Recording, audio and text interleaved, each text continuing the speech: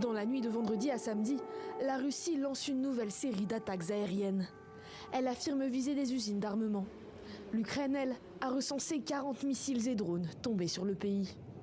À Kiev, ses habitants ont arrêté de les compter. Ils pensaient pourtant avoir un instant de répit. Le Premier ministre britannique est en visite dans la ville. Il vient d'annoncer une aide à l'Ukraine sans précédent de près de 3 milliards d'euros.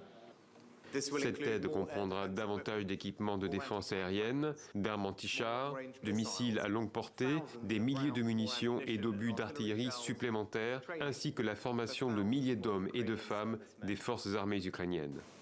Les deux chefs d'État ont signé ce vendredi un accord de sécurité d'une durée de 10 ans entre leurs pays. Rishi Sunak est ici pour envoyer un message fort.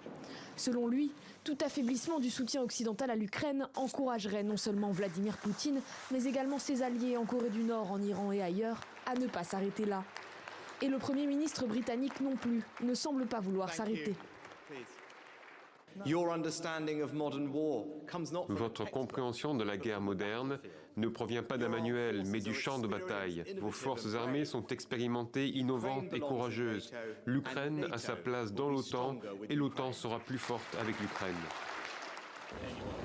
Au lendemain de ces déclarations, c'est au tour du nouveau ministre des Affaires étrangères français de se rendre à Kiev. Stéphane Séjourné affirme que l'Ukraine restera la priorité de la France, malgré la multiplication des crises. Un soutien qui, selon lui, s'inscrit dans la durée.